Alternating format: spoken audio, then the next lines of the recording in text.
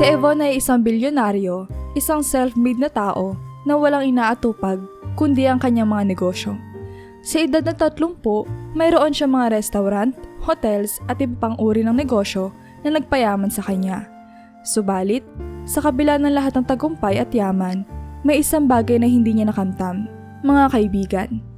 Para sa kanya, hindi kailangan makipag-ugnayan sa iba maliban kung ito ay may kinalaman sa negosyo. Lahat ng oras niya ay nakalaan sa pagpapatakbo at pagpapalago ng kanyang imperyo. Sa isang gabing pagod na pagod siya mula sa isang meeting sa kanyang opisina, bumungkas ang pintuan ng kanyang pribadong lounge sa opisina. Pumasok ang kanyang loyal na assistant na si James. Isang tauhan na halos 2 dekada nang nasa tabi niya mula pa nang magsimula siya na magtayo ng kanyang unang restaurant. Yvonne, kailangan mo na rin magpahinga. Sabi ni James, malumanay, ngunit may halong pag-aalala. Simula kaninang umaga, hindi ka pa rin kumakain na maayos. Nakakasama yan sa'yo. Napatingin si Yvonne sa laptop niya, punong-puno ng graphs at mga numero at saglit na natawa. James, ilang beses mo na akong pinapaalalahanan yan. Pero alam mo namang walang oras para sa pahinga. Ang daming kailangang asikasuhin sa mga branches natin, sa mga partnerships. Hindi pwede mo pabayaan ang negosyo. Yvonne, hindi lang katawan mo ang naapektuhan. Sa tingin mo ba, lahat ng ito, lahat ng pagod at yaman na to, ito na ang pinakamahalaga sa buhay mo? Tanong ni James na tila nagtatanong, hindi lang bilang isang assistant, kundi bilang isang matalik na kaibigan na rin. Tumigil si Yvonne sa pag-type at binitawan ng laptop. Tinitigan niya si James na mariin, ngunit wala sa mukha nito ang tipikal niyang galit sa tuwing may magtatangkang pakialaman ang trabaho niya. James, minsan kasi hindi mo naiintindihan. Wala naman talaga akong ibang pagkakakilanlan bukod dito. Yung trabaho ko, ang negosyo ko. Ito ang nagpapakilala sa akin. Kung wala ang mga ito, sino ba ako? Ang kanyang boses ay puno ng pagkadismaya, pero may bahid din ng pag-aalala na hindi niya maikakaila. Ngumiti si James, isang ngiti na tila nagpapahiwatig ng pag-unawa at lungkot. Yvonne, ang tao ay hindi lang base sa tagumpay na natamo niya o sa dami ng ari-arian niya. May mga bagay na hindi nababayaran ng pera. Subukan mo lang maglaan ng kahit kaunting oras para sa sarili mo. Baka sakaling mas maintindihan mo ang sinasabi ko. Sa unang pagkakataon, hindi agad tumugon si Yvonne. Tumayo siya, lumapit sa malaking bintana ng kanyang opisina at tinitigan ang malawak na tanawin ng lungsod na kanyang kinatatayuan. Sa isip niya, hindi niya masigurado kung saan nga ba siya patungo. Puro trabaho, puro pera, pero tila may kulang. James, sabi ni Yvonne, hindi lumilingon. Minsan iniisip ko rin kung tama ba ang ginagawa ko. Pero hindi ko pa yata kayang bitawan ang lahat ng ito. Sa tingin mo ba? Darating ang panahon na mauunawaan ko ang sinasabi mo? Lumapit si James at tumabi sa kanya. Oo, Yvonne, kailangan mo lang pagbigyan ng sarili mo na huminto kahit saglit. Hindi masama ang magpahinga. Hindi masama ang makipagkaibigan. Sa gabing iyon, may nagbukas sa isip ni Yvonne. Maaaring hindi niya pa agad may isakatuparan ng payo ni James, pero alam niya na may kailangang magbago sa kanyang buhay. Lumipas ang ilang araw mula na mag-usap sina Yvonne at James tungkol sa pagbibigay ng oras sa sarili. Ngunit tila nanatiling matigas ang puso ni Yvonne sa mga payo ng kanyang assistant. Isang gabi, habang nasa kalagitnaan siya ng pag-review ng mga financial statements ng kanyang mga negosyo, tumunog ang kanyang telepono. Yvonne, may offer na bagong negosyo na baka magustuhan mo. Sabi ng isang kaibigan sa industriya na si Marco, isang negosyante ring tulad niya. May isang kilalang luxury hotel chain na mag-outsource na isa sa mga pag-aari nila. Kung interesado ka, magandang timing ito. May contact na rin ako sa loob. Biglang kumislap ang mga mata ni Yvonne. Alam niyang malaki ang potensyal ng ganitong klase ng investment. Mga luxury properties na malaki ang balik at may high-profile kliyente. Kahit naramdam niya ang pagod mula sa maghapong trabaho, hindi niya mapigil ang excitement na magbukas ng panibagong pintuan para sa negosyo. Marco, send me all the details. Gusto ko itong pag-aralan na mabuti. Gagawa ko ng oras para rito. Sagot na Yvonne na halos nagmamadali pa. Pagkababa ng telepono, agad niyang tinawag si James. Kahit na alam niyang pagod na rin ito mula sa buong araw na pagtulong sa kanya sa iba't ibang transaksyon. James, kailangan natin ng meeting bukas na madaling araw. May bagong project na papasukin natin at kailangan ma-analyze agad ang mga feasibility nito. Ayoko ng anumang delays. Gusto kong makuha ito bago may ibang makaalam. Sabi niya na may seryosong tono. Nagulat si James sa pahayag ng amo, ngunit pinilit niya maging profesional sa kabila ng kanyang nararamdaman. Yvonne, hindi ba sinabi mo kanina na uuwi ka ng maaga para magpahinga? Hindi ka pa nakakain ng maayos mula kahapon. Siguro naman, pwede nating ipagpaliban kahit isang araw ang pag-review ng mga dokumento nito. Napakunot ang noon ni Yvonne, halatang hindi natuwa sa suhestyon ni James. James, ang pera ay hindi naghihintay. Itong offer na to ay hindi basta-basta darating ulit. Kung magiging kampante tayo, baka sa iba mapunta to. Bukas ang oras natin para rito. Nakayuko na lamang si James, walang magawa sa desisyon ni Yvonne. Alam niya kapag ganito na ang tono ng boses ng amo, mahirap na itong baguhin na pa siya. Na makaalis si James upang mag-prepare para sa meeting kinabukasan, tumitik si Yvonne sa kanyang laptop at muling bumalik sa pagsusuri ng mga charts at numero. Habang patuloy siya sa pagtatrabaho, naramdaman niya pagbigat ng kanyang mga mata at pananakit ng ulo mula sa pagod. Pero binaliwala niya ito. Sa halip, iniisip niya ang ganitong hirap ay bahagi lamang ng kanyang tagumpay.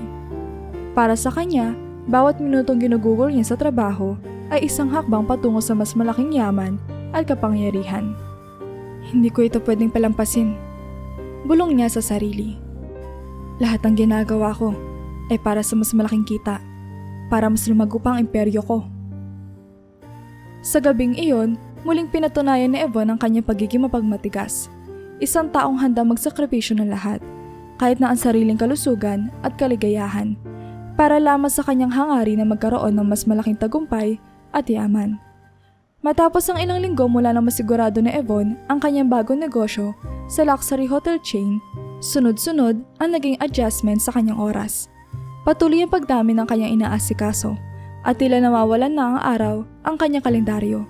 Lalong dumadami ang mga meetings at bawat isa sa kanyang mga negosyo ay nangangailangan ng masusing pagsubaybay. Isang araw, pumasok si Yvonne sa kanyang opisina ng maaga. Nag-set siya ng conference para sa kanyang mga bagong restaurant sa buong bansa. Layunin niya pabilisin ang kita ng mga ito sa pamamagitan ng isang ambisosyong marketing campaign at mas mataas na sales targets. Hindi alintana ang dami ng trabaho ng kanyang mga tauhan. Tinawag niya ang mga managers mula sa iba't ibang lugar upang personal silang bigyan ng direktiba.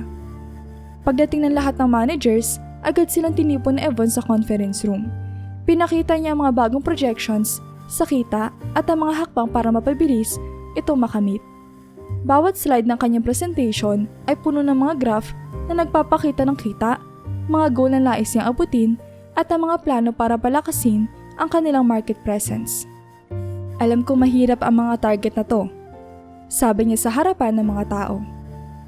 Pero hindi ako nandito para magbigay na madali ang mga layunin. Gusto ko na ang bawat isa sa inyo ay maabot ang peak sales para sa darating na quarter. Hindi tayo titigil hanggat hindi natin napapatunayang kaya natin manguna sa industriya. Sa gilid, tahimik na nakikinig si James kasama ng mga managers. Ramdam niyang marami sa mga ito ang pagod na. Ngunit hindi sila makapagreklamo sa harap ni Yvonne. Alam nilang hindi siya natitinag sa kanyang mga desisyon. Sa katunayan, ilang beses na nagpakita ng pagod ng kanyang mga managers sa kanya. Ngunit hindi niya ito alintana. Para kay Yvonne, ang bawat isa sa kanila ay bahagi ng kanyang sistema upang mapalago ang kanyang yaman. Isang manager ang naglakas loob na magtanong matapos ang presentasyon. Ma'am, baka po mas makabuti kung magkakaroon tayo ng kaunting pahinga bago tayo pumasok sa peak season. Maraming tauhan na pagod na at baka mas maging epektibo sila kung bibigyan natin sila ng oras para mag-recharge. Napangiti si Yvonne, ngunit ang ngiti niya ay puno ng determinasyon at kaunting iritasyon. Alam ko kung anong hirap ng pinagdadaanan ng bawat isa rito at hindi ko rin kayo na-expect na mag-relax. Nasa industriya tayo kung saan ang kita ay walang hinihintay na oras. Kung gusto niyo magtagumpay, kinakailangan ng sakripisyo. Kaya't huwag tayo mag-aalinlangan. Buo ang tiwala ko sa inyo. Tahimik na tumango ang lahat. Ngunit ang tensyon sa silid ay malinaw na nararamdaman ni James. Alam niyang hindi na komportable ang mga empleyado sa dami ng kanilang trabaho. Ngunit alam din niyang walang pakialam si Yvonne sa mga bagay na iyon. Matapos ang meeting, nilapitan siya ni James. Yvonne, minsan kailangan mo rin isipin ang kapakanan ng mga tao mo. Ang dami na nagtatrabaho lampas sa kanilang kakayahan. Kung sakaling mapagod o magkasakit ang mga ito, hindi rin nila magagawa ang tungkulin nila na maayos. Mabilis na sumagot si Yvonne. James, kung hindi nila kaya ang hamon, baka hindi ito ang tamang lugar para sa kanila. Gusto kong malaman na mga tauhan ko ay kayang ibigay ang lahat sa bawat hakbang. Hindi tayo magtatagumpay sa pagiging komportable. Pinilit ni James na intindihin ang punto ni Yvonne, ngunit sa kanyang kalooban, nararamdaman niyang may malinis sa direksyon na tinatahak ng kanyang boss. Sa isip niya, ang tagumpay na walang pahinga ay tagumpay na walang totoong halaga. Sa kabila na lahat, si Yvonne ay nanatiling matatag sa kanyang desisyon.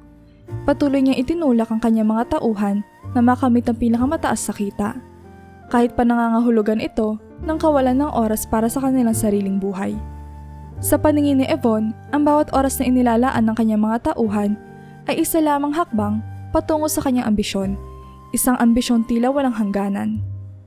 Makalipas ang ilang buwan ng matinding trabaho at sunod-sunod na expansion ng negosyo ni Yvonne, dumating ang isang mahalagang okasyon sa kanyang pamilya.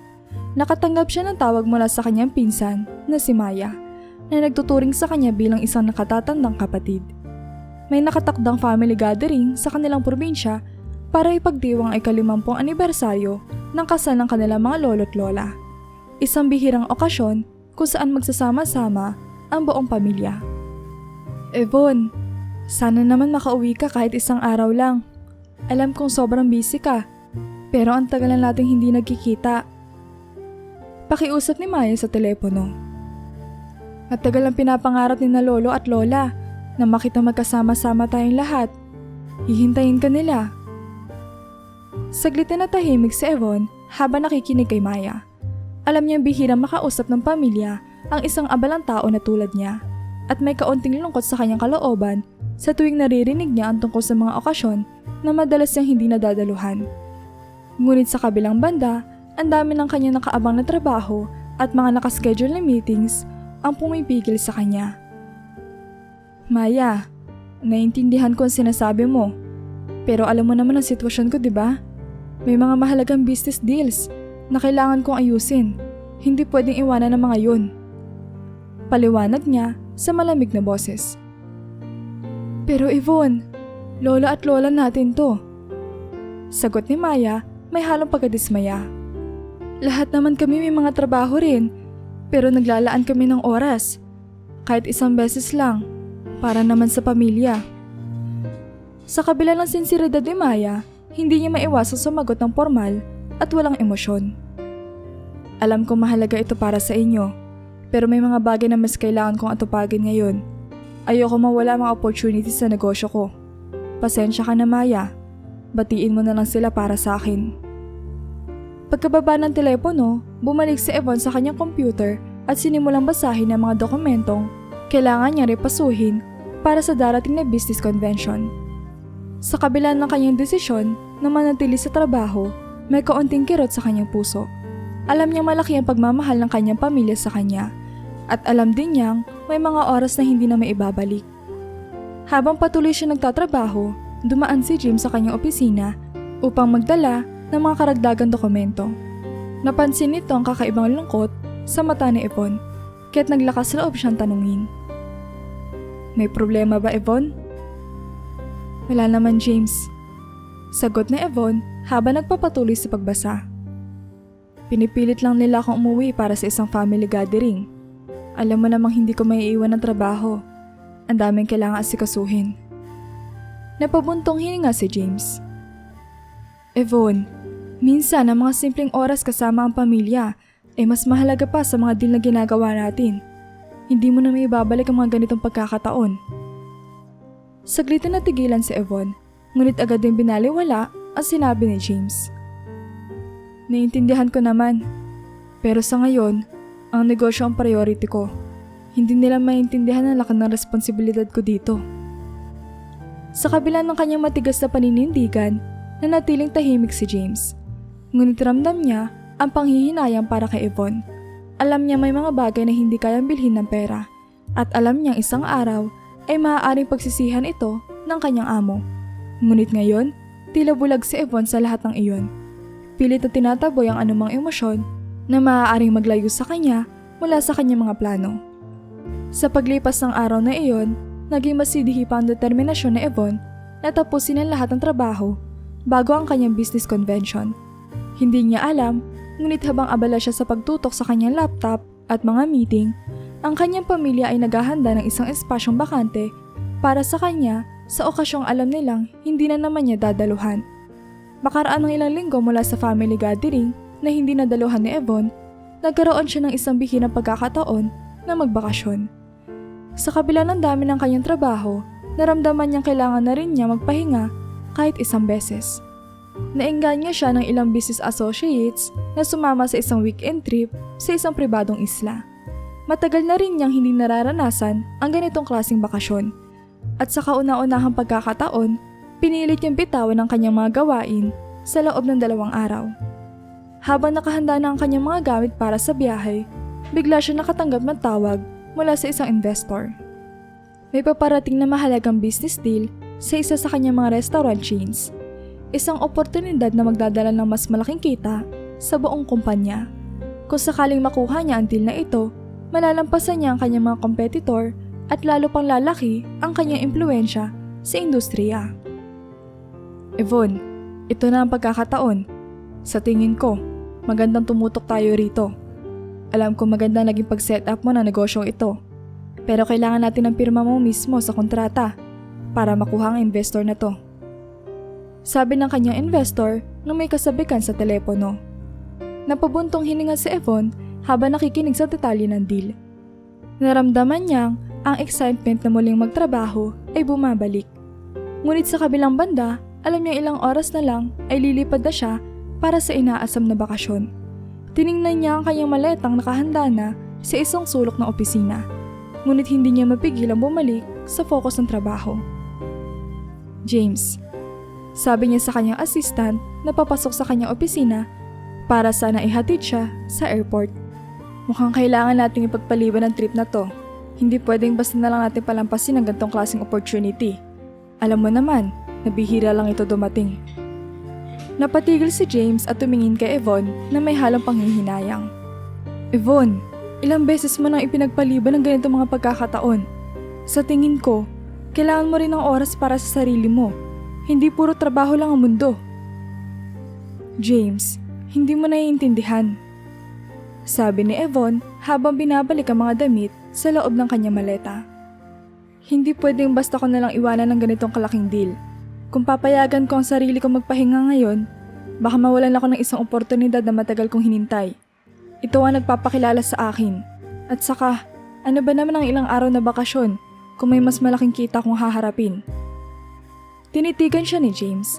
Ang pagod sa mukha nito ay hindi na maitago. Alam mo Yvonne, minsan kailangan mong timbangin kung alin talaga ang pinakamahalaga. Baka isang araw, pagsisihan mo ang lahat ng pinalagpas mong pagkakataon na makapagpahinga at mag-enjoy ang buhay na pinaghirapan mo. Ngunit sa kapila ng mga salitang iyon, nanatiling matatag ang desisyon ni Yvonne. Muling binaliwala niya ang payo ng kanyang assistant. Binalik ang kanyang mga damit sa opisina at nagbabad sa kanyang computer upang pag-aralan ang mga dokumento para sa deal. Habang patuloy siya nagtatrabaho, tinatanong niya ang sarili kung tama ba ang mga desisyon niya. Subalit, lagi niya binabalikan ang simpleng rason na ang trabaho ang dahilan kung bakit siya umabot sa kinalalagyan niya ngayon. Pagkatapos ng gabing iyon, nawala ang excitement niya sa ideya ng bakasyon at binaling ang atensyon sa kita at mas malaking ambisyon. Sa isip ni Yvonne, ito ang tanging mahalaga, ang patuloy na paglago ng kanyang imperyo. Kahit pa kailangan niya isakripisyo ang bawat pagkakataong magpahinga at magpakasaya. Sa kasagsagan ng peak sales season ng kanyang mga restaurant, naging mas matindi ang atensyon ni Yvonne sa bawat detalye ng operasyon. Alam niya itong panahong maaari nilang abutin ang pinakamataas na kita sa buong taon. Kaya't pinilit niya mag-overtime ang kanyang mga empleyado. Nag-utos siya ng mas matinding marketing campaign, nagdagdag ng mga promosyon at inatasan ang mga branch managers na siguraduhing mabilis at epektibo ang lahat ng galaw sa mga restaurant. Isang gabi, tinawag niya ang ilang managers sa kanyang opisina upang i-review ang mga datos ng kanilang benta. Sa harap ng screen, ipinakita niya ang mga graph na nagpapakita ng kanilang mga target at ang inaasahang kita kung susunod ang lahat sa kanyang plano. Naiintindihan ko na pagod na kayo, pero ito ang peak season natin. Sabi ni Yvonne na may diin sa kanyang boses. Ito ang panahon kung kailan tayo kikita na pinakamalaki. Gusto ko makita na nagtatrabaho ang lahat ng tao sa maximum capacity nila. Bawat segundo ng oras natin ngayon ay may katumbas sa pera. Tahimik na nakinig ang mga managers, ngunit hindi nila maitago ang kanilang pagod. Isa sa mga managers, si Carla, ang naglakas loob na magsalita. Ma'am, maraming tao na po sa mga branches na nagreklamo na sobrang pagod na sila. May ilan na ring nagkakasakit at hindi na makapasok. Baka po pwedeng bigyan ng pahinga ang iba. Hindi na rin po nila kaya mag-overtime araw-araw. Tumitig si Yvonne kay Carla ng mariin. Carla, alam mong kailangan ng sakripisyo para sa tagumpay. Lahat ng tao, kasama na tayo, ay may responsibilidad na siguraduhin magawa ang trabaho natin ng maayos. Kung hindi nila kayang sumabay, baka kailangan na nating maghanap ng iba na kayang gawin ng mga ito. Pero ma'am, patuloy ni Carla, masyadong mataas ang expectation. Halos wala ng oras sa mga tao para sa sarili nila o sa pamilya nila. Pati mga holidays, hindi na nila ma-enjoy. Napabuntong hininga si Yvonne at tumingin sa paligid. Tila nagtataka kung bakit hindi nauunawaan ng kanyang mga tauhan ang halaga ng kanilang ginagawa. Carla, narito tayo hindi para sa kasiyahan. Nasa negosyo tayo, at ang negosyo ay palagi may kasamang sakripisyo. Lahat ng ito ay pansamantala. Kapag umabot tayo sa tuktok, makikita ninyo kung gaano ito kahalaga. Matapos ang pagpupulong, tahimik na naglakad pa uwi ang mga managers. Kitang-kita ni James ang lungkot at pagod sa kanilang mga muka. Ngunit alam niyang wala silang magagawa. Kilala niya si Yvonne, isang tao na hindi nagpapalampas ng kahit anong oportunidad. Kahit na kailangan niyang ilagay ang lahat sa pagod at hirap. Pagkatapos ng lahat ng ito, nanatili si James sa opisina ni Yvonne. Umaasa makausap siya tungkol sa sitwasyon. Yvonne, baka hindi mo namamalayan, pero ang dami nang naaapektuhan sa sobrang pagtutok natin sa kita. Sila rin tao lang. May mga pamilya, may sariling buhay. Napatingin si Yvonne kay James. Walang bahid ng pagkaalala sa kanyang mga mata. James, kaya nga kita kasama, 'di ba? Para siguraduhin mo lahat ay nasa ayos. Ang mga tao, kapag natuto sila magtrabaho ng mahusay, kahit gaano pa kahirap, masasanay rin sila. Pero Yvonne, maingat na sabi ni James. Hindi lang kita ang bumubuo ng negosyo. Kung wala ang mga empleyado mo, wala rin ang lahat ng pinaghirapan mo. Paano kung isang araw, wala na silang natitirang lakas para magpatuloy? Hindi sumagot si Yvonne. Sa halip, tinitigan niya si James. Pilit na ipinapaabot na hindi siya natitinag.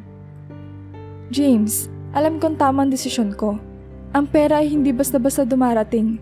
Ang tagumpay ay hindi ibinibigay na walang hirap.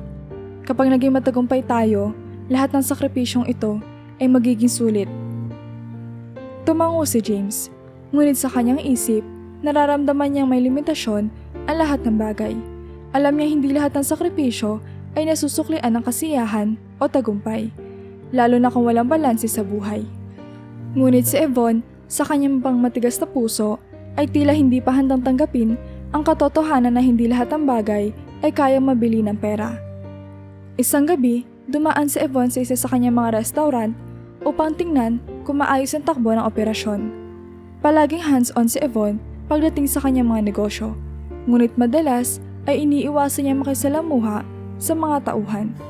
Sa kanyang pagpasok, huminto siya malapit sa break area kung saan ang ilang mga waiter ay nagtipon para magpahinga at magkwentuhan matapos ang kanilang shift. Sa loob ng break area, narinig niya ang masayang tawanan at biruan ng mga empleyado. May isa sa kanila, si Rico, na may hawak na cake mula sa isang customer na nagbigay nito bilang pasasalamat. Sinaluhan siya ng iba pang mga staff habang binibiro siyang baka raw malula sa sarap ng cake dahil kadalasang simpleng pagkain lang ang meron sa kanilang pantry. Pare, tikman mo na yan. Baka yan ang pinakamahal na cake na matitikman natin. Pabirong sabi ni Arman ang isa sa mga waiter habang nagtatawanan ng lahat. Napangiti si Rico at ngumiti na may kasiyahan. Baka nga, kaya sulit na to. Libre naman eh. Tawa ng tawa ang grupo habang tinikman nila ang cake. At bawat kagat ay sinamahan ng biroan at kwentuhan tungkol sa kanilang mga simpleng pangarap at plano. Halos parang pamilya ang samahan nila at sa bawat hagik-hik at masayang kwento, kitang-kita ang kanilang kasiyahan sa kabila ng pagod sa trabaho. Tahimik na nakamasid si Yvonne mula sa sulok at habang pinagmamasdan ang kanilang kasiyahan, naramdaman niya ang kakaibang lungkot at inggit sa kanyang kalooban. Para bang sa kabila ng lahat ng yaman at tagumpay na kanyang natamo, may kulang ang ganitong klase ng kasiyahan at koneksyon sa iba. Hindi niya maiwasang magtanong sa sarili, bakit ganito kasi ang mga empleyado ko sa kabila ng kanilang simpleng trabaho at maliit na sahod? Bakit sila nagagawang maging masaya sa mga ganito pagkakataon? Habang ako, na bilyonaryo at may lahat ng bagay, ay hindi maramdaman ng ganitong kasiyahan.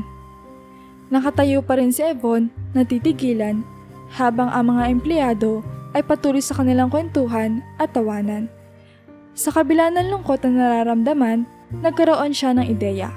Naisip niyang baka kung gagawin niya ang kanilang trabaho at makikisalamuha sa kanila nang walang pagkakakilanlan bilang amo, mararanasan niya ang simpleng kaligayahang matagal niyang hinahanap. Nang gabing iyon, lumabas si Yvonne ng restaurant, ngunit bitbit niya ang isang plano, isang kakaibang ideya na maaaring makapagbigay sa kanya ng sagot sa kanyang mga tanong. Pag-uwi ni Yvonne sa kanyang opisina, hindi mawala sa isip niya ang eksena sa restaurant. Isang damdamin ng inggit at pangungulila ang bumabalot sa kanyang isip habang nag-iisa siyang nakaupo sa harap ng kanyang desk. Sa dami ng kanyang kayamanan at mga ari-arian, bakit parang may kulang? Bakit tila may pinapalampas siyang bahagi ng buhay na hindi kayang bilhin ng pera? Napatingin siya sa paligid ng kanyang opisina, puno ng mamahaling kasangkapan at dekorasyon. Ngunit nananatiling tahimik at walang buhay. Biglang sumagi sa isip niya ang masasayang tawanan ng mga empleyado sa break area. Ang kanilang mga simpleng kwentuhan tungkol sa pamilya, mga pangarap at ang simpleng cake na nagsilbing dahilan ng kanilang kasiyahan. Sa pagkakataong iyon, nakaramdam siya ng pagkahiya sa sarili.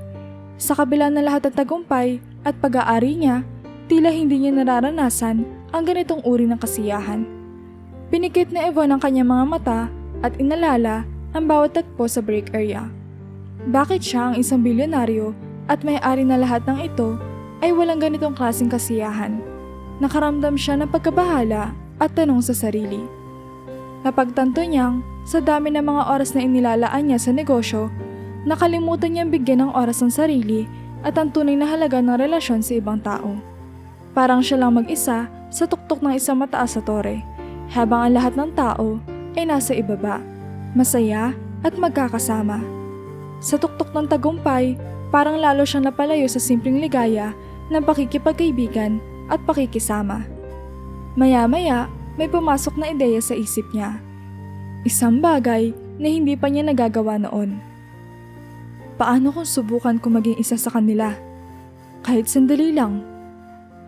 Naisip niya magbalat kayo at magpanggap na isang bagong empleyado. Isang ordinaryong tao na hindi kilala bilang bilyonaryo at amo ng restaurant. Baka sa ganitong paraan, maranasan niya ang kanilang kasiyahan at makita ang kanilang mundo mula sa ibang perspektiba.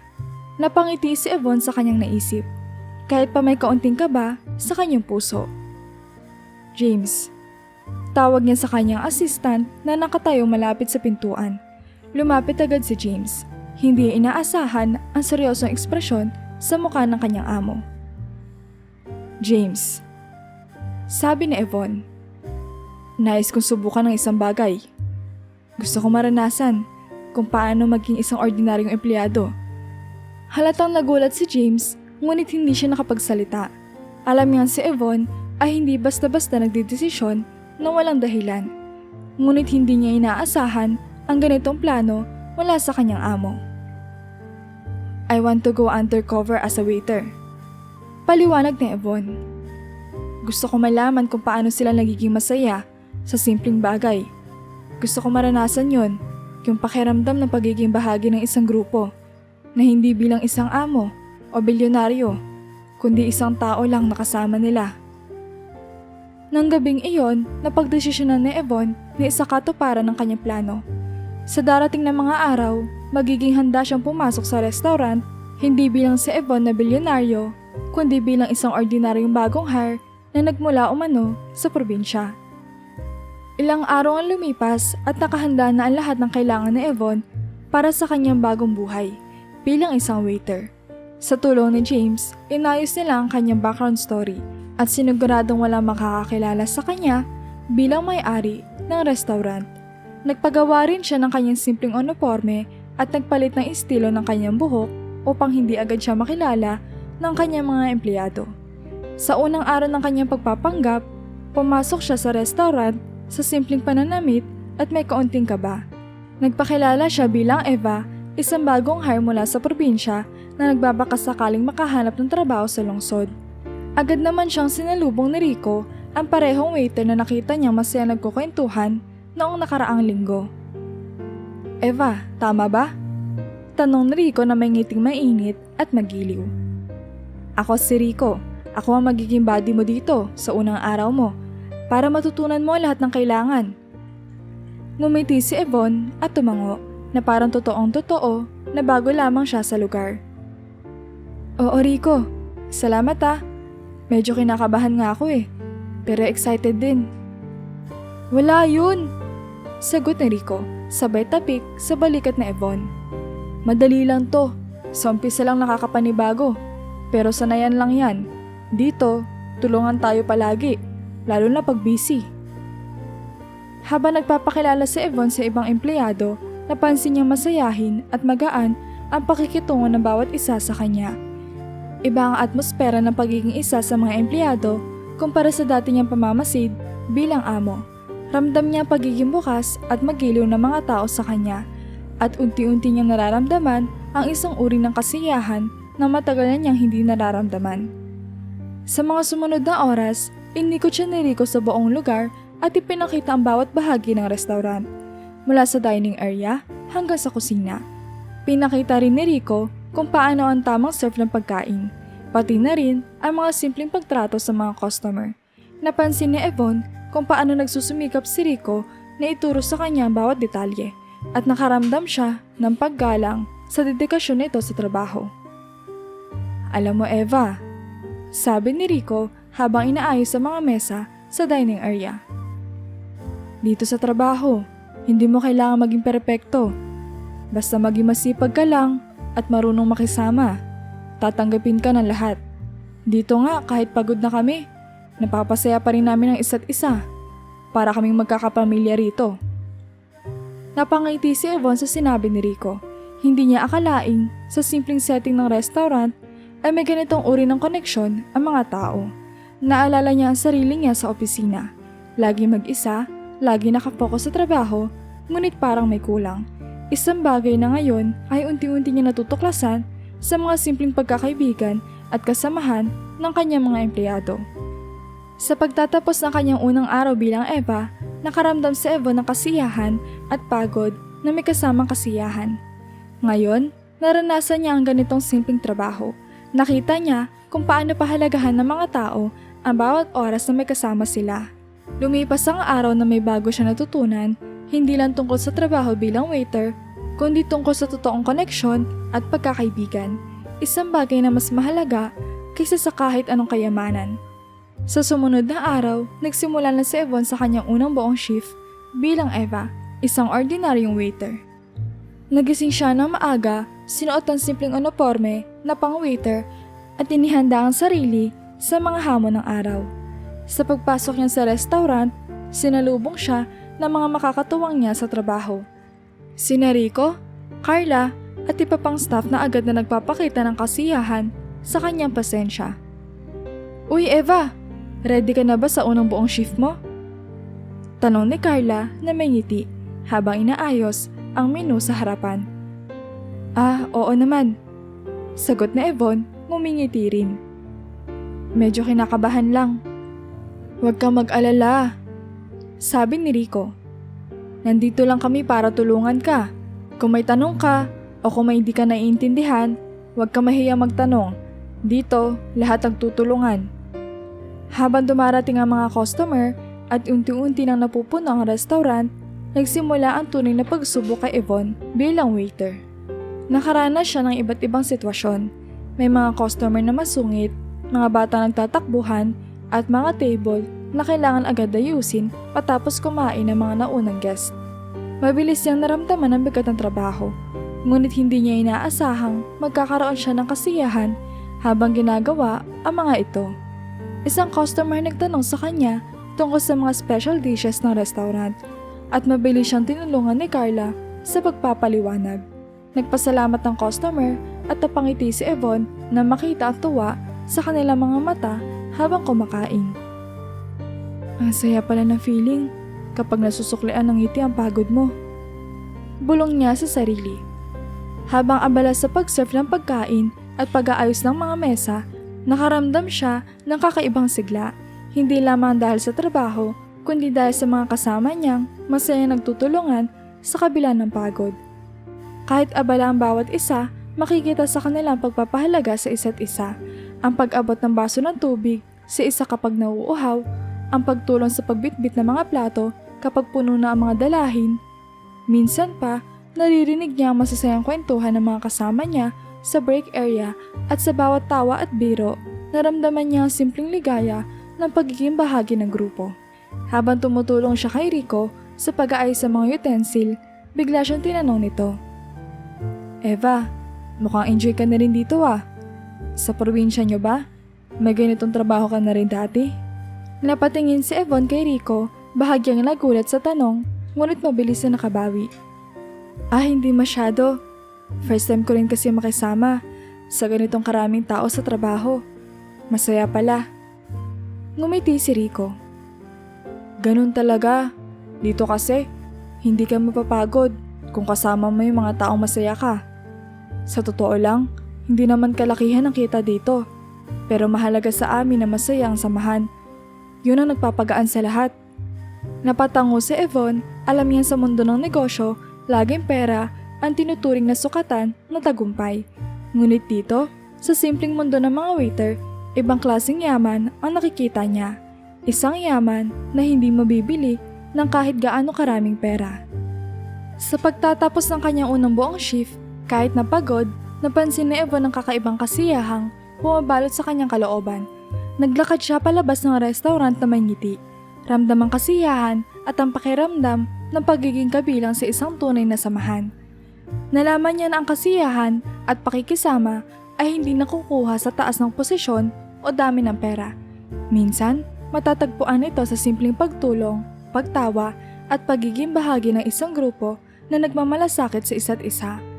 Habang patuloy ang mga araw na pagpapanggap ni Yvonne bilang Eva, unti-unti na siyang napapalapit sa kanyang mga kasamahan.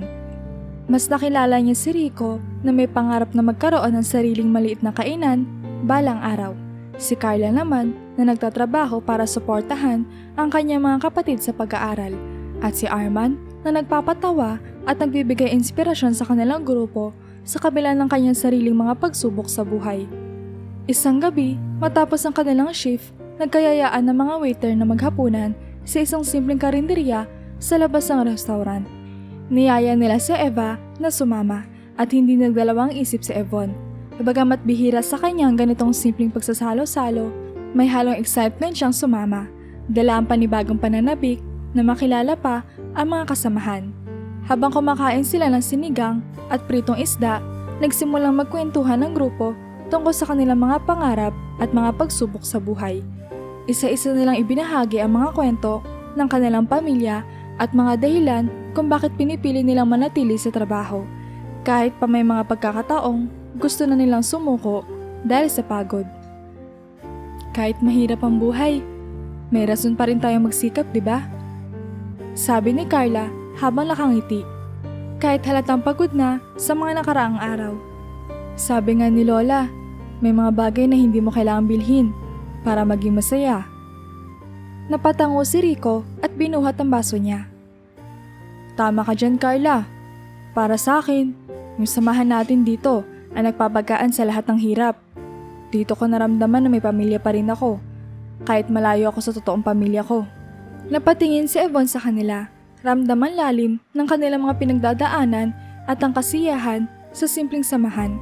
Hindi niya akalaing sa mundo ng mga ordinaryong tao ay makikita niya ang tunay na yaman, hindi sa anyo ng pera o ari-arian, kundi sa pagdamay at pagmamalasakit sa isa't isa. Dahil dito, unti-unti rin siya nagbukas sa kanila, habang pinipili pa rin niyang hindi ibunyag ang kanyang tunay na pagkatao. Nagsimula siya magkwento ng ilang aspeto ng kanyang sariling buhay. Ibinahagi niya ang kanyang kwento bilang isang simpleng babae na nangarap na maging matagumpay at ang hirap ng pakiramdam na lagi nag-iisa. Ako rin minsan, hindi ko maintindihan kung bakit kahit nasa akin na ang lahat, parang may kulang pa rin. Wika ni Yvonne habang masusing nakikinig ang lahat sa kanya. Ngayon ko lang naiintindihan na hindi pala ang pera o posisyon ang nagbibigay ng totoong kaligayahan. Tahimik ang mga kasama niya at biglang naglakad si Arman sa likod niya. Tinapik siya sa balikat at ngumiti. Eva, ang totoo niyan, dito, hindi mo kailangan ng kahit ano para maging bahagi ng grupo. Hindi mo kailangan ng maraming pera o malalaking pangarap. Dito, basta kasama ka at handang makisama, pamilya ka na rin namin. Hindi inaasahan ni Yvonne ang naramdaman niya. Sa kanyang puso, may tila naglaho na lamat at napalitan ito ng mas malalim na kasiyahan. Sa simpleng pakikipagkwentuhan at pagsasalo ng pagkain, sa mga tawa at biro ng kanyang mga kasamahan, natutunan niyang minsan ang mga simpleng tao ang may pinakamalalim na kahulugan ng kasiyahan at tunay na pagkakaibigan. Pag-uwi niya, naramdaman niyang para bang may malaking pagbabago sa kanya. Sa mga darating na araw, habang patuloy siya nagpapanggap bilang Eva, nagbago rin ang kanyang pananaw sa buhay. Isang pagbabago na hindi dahil sa yaman, kundi sa aral na natutunan niya mula sa kanyang mga kasama. Isang gabi, matapos ang isang mahaba at nakakapagod na shift, nagdesisyon si Yvonne, o Eva, sa pagkakakilala ng kanyang mga kasamahan, na magpahinga sa stockroom bago umuwi. Habang inaayos niya ang mga trays at mga kagamitan, bigla siya natapilok at nahulog ang ilang kagamitan mula sa shelf. Nagkalat ang mga gamit sa sahig at tinatansya niya kung paano ito aayusin na walang masyadong ingay. Sa gitna ng pagmamadali, narinig niya ang isang mahinang tinig mula sa pinto. Uy, mukhang kailangan mo ng tulong ah. Paglingon ni Yvonne, nakita niya isang lalaking may dalang walis at dustpan, si Michael, ang janitor na laging tahimik at hindi gaano napapansin ng iba. Nakangiti si Michael habang papalapit at bago pa man makapagsalita si Yvonne, sinimulan lang nitong tulungan siyang ipunin ang mga nagkalat na gamit.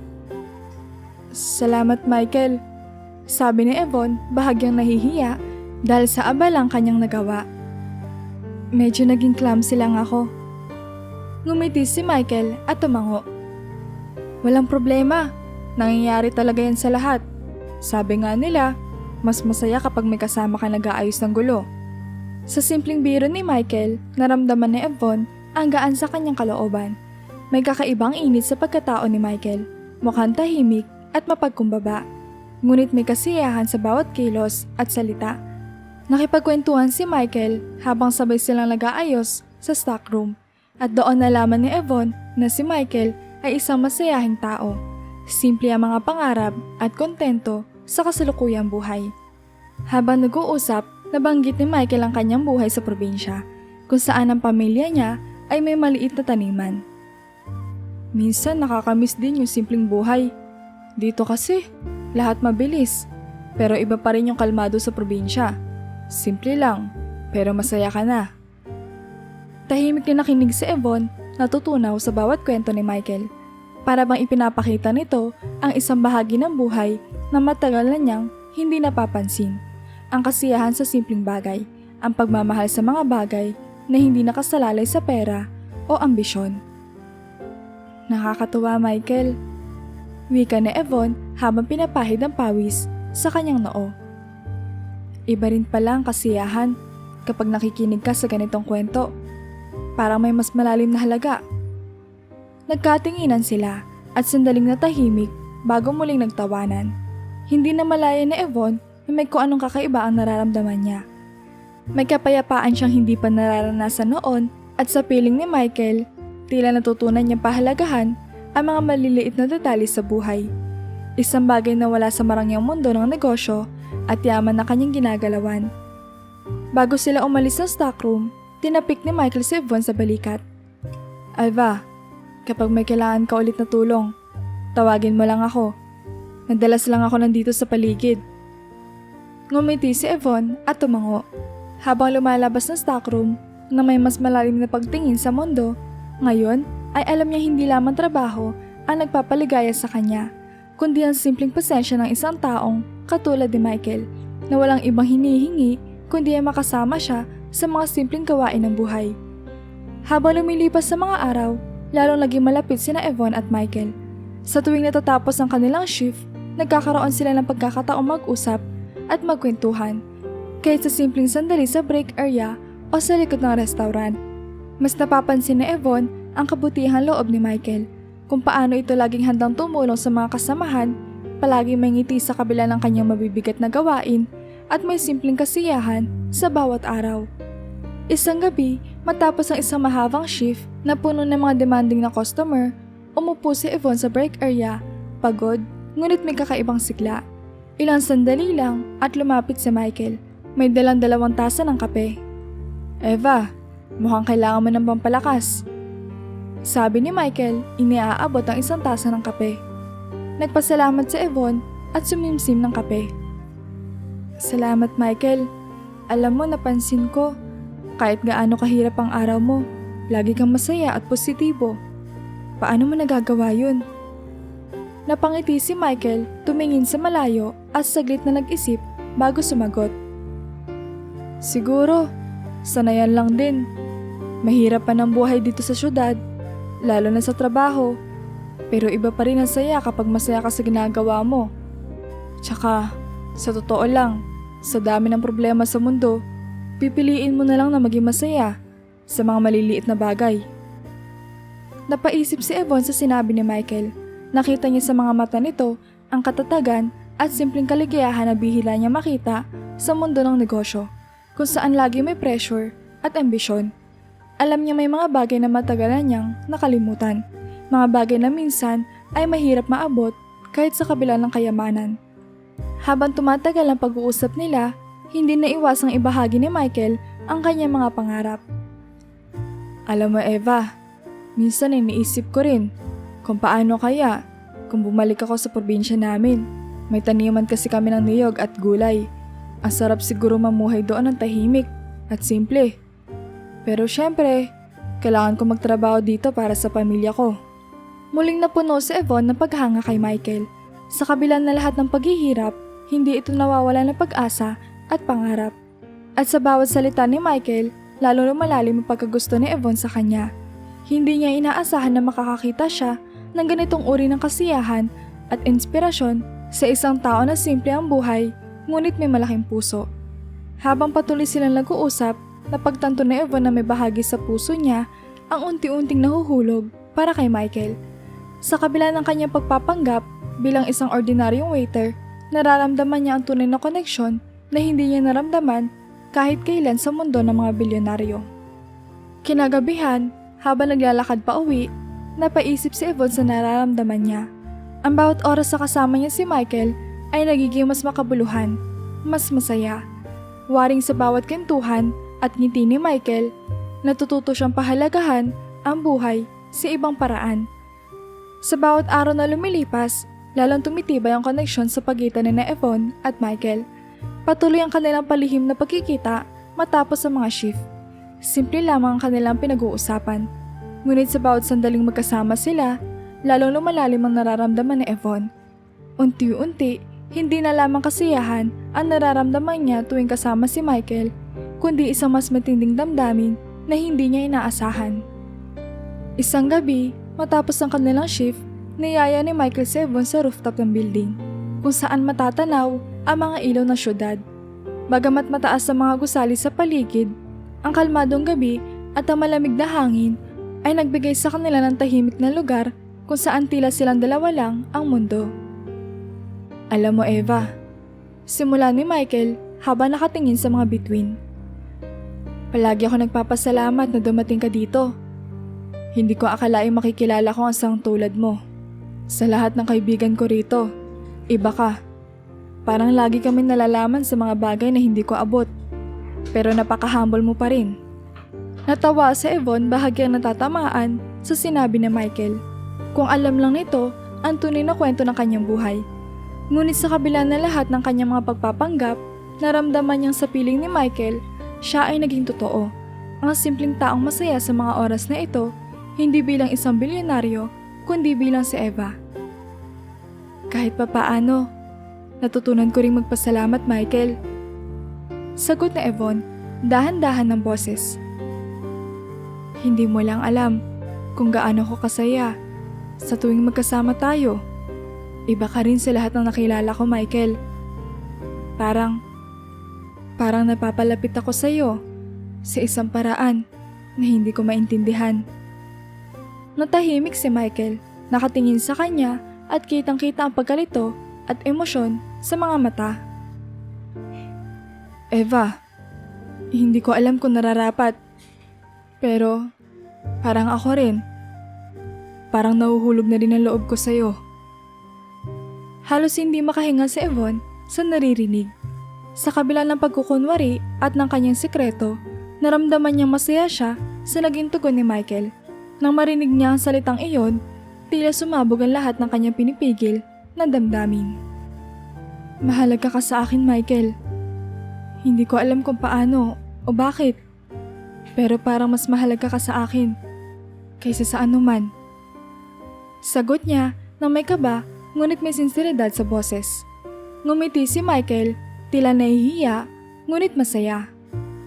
Hindi ko akalaing makakatagpo ako ng taong magpapakita sa akin ng ibang mundo. Sa simpleng buhay ko, parang alaki ng binago mo, Eva. At kung pwede lang sana, gusto kong makasama ka na mas matagal pa, kahit sa ganitong simpleng buhay lang. Sa gabing iyon, sa ilalim ng mga bituin at sa tahimik na paligid ng syudad, nagbigay ng pangako si Yvonne sa sarili. Ano man ang kahinatnan ng kanilang relasyon, hindi niya susukuan si Michael. Sa kabila ng kanyang yaman, koneksyon, at ang tunay niyang pagkakakilanlan, ramdam niya na natagpuan na niya ang bagay na matagal niyang hinahanap. Isang araw, habang naglilinis si Michael sa restaurant bago mag-umpisa ang kanilang shift, may narinig siyang bulungan mula sa ibang empleyado na nakatambay sa pantry. Napag-usapan nila ang bagong balita na kumakalat tungkol sa tunay na pagkatao ni Eva. Kasama ng balitang ito ang mga larawan at ilang dokumento na nagpapakita ng kanyang tunay na pagkakakilanlan bilang si Yvonne, ang mayamang bilyonaryo at may-ari ng mga restaurant na kanilang pinagtatrabahuhan. Narinig mo na ba? Si Eva! Bilyonaryo pala! Siya daw ang tunay na may-ari ng restaurant na to. Bulalas ng isa sa mga empleyado habang nakatingin sa kanyang telepono. Grabe no! Akala ko simpleng tao lang siya. Paano kaya niya nagawang magpanggap na katulad natin? Sagot ng isa pa, halatang nagtataka. Biglang natigilan si Michael nang marinig ang usapan. Sa kanyang pagkabigla, bumalik sa kanya lahat ng mga alaalang kasama si Eva, ang mga tawa, ang mga kwentuhan at ang gabing inamin nilang mahalaga sila sa isa't isa. Hindi niya malaman kung ano ang mararamdaman. Bahagyang nabalot ng takot at pagdududa ang kanyang puso. Iniisip kung totoo ba ang mga damdaming ipinakita sa kanya ni Eva o bahagi lang ito ng pagkukunwari. Sa buong shift, halos hindi siya makatingin kay Eva. Tahimik siya, iwas sa anumang direktang pakikipag-usap, at sa tuwing lalapit si Eva, nagdadahilan siya upang umiwas. Napansin ito ni Yvonne at nagsimulang magtaka.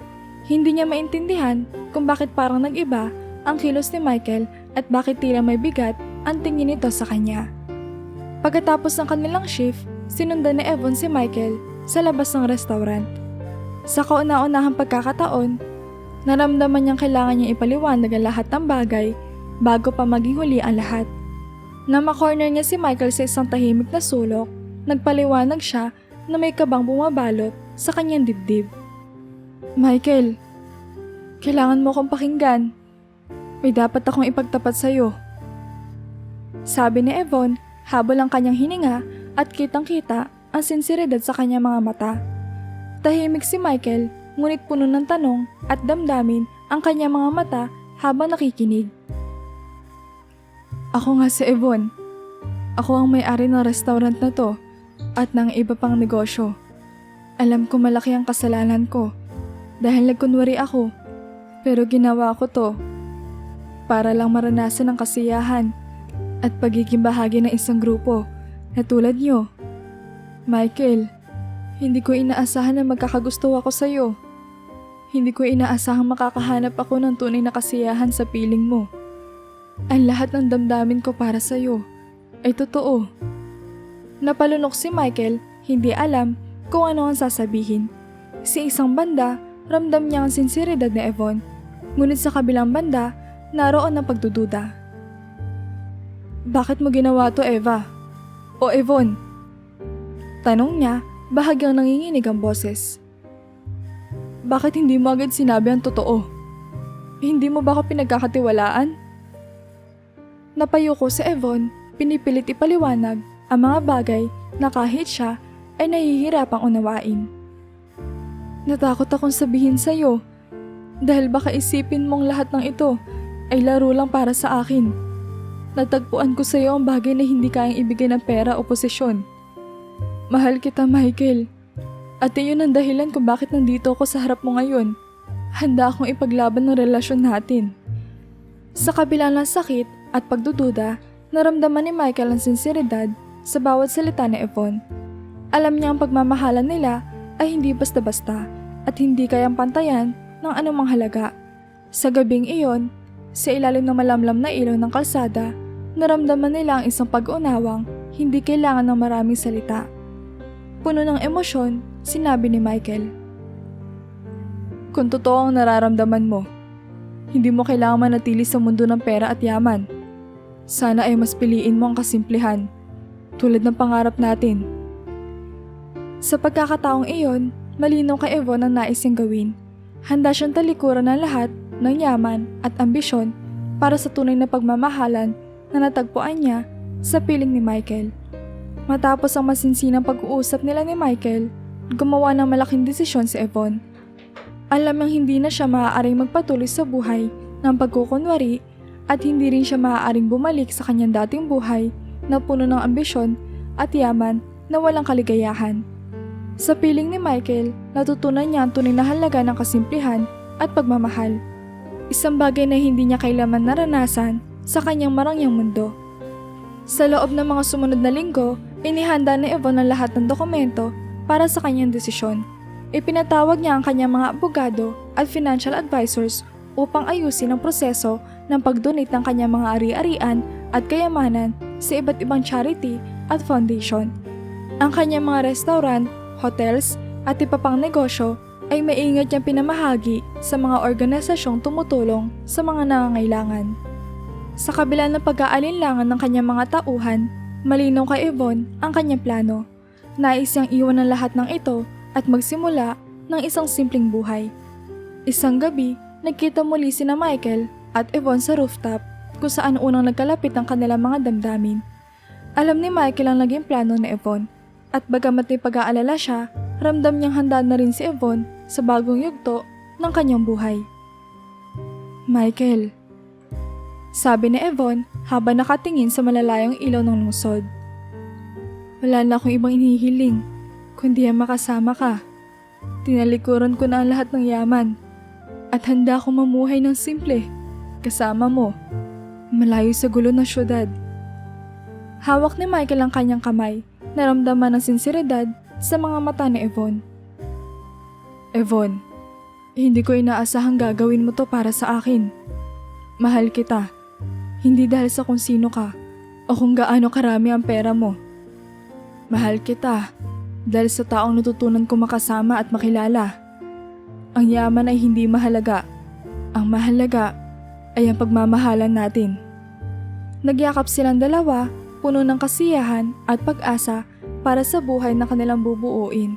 Sa kanilang mga puso, naramdaman nila ang kasiguraduhan na ang simpleng buhay kasama ang taong mahal nila ay mas mahalaga kaysa sa anumang yaman at tagumpay na kayang ibigay ng syudad. Sa huling pagkakataon, nilisan ni Yvonne ang lungsod kasama si Michael, tanga ng pagmamahal at pag-asa sa simpleng pamumuhay sa probinsya. Sinuong nila ang bagong buhay na tahimik at puno ng kaligayahan. Nagbubukas ng bagong kabanata na puno ng pagmamahalan at kapayapaan.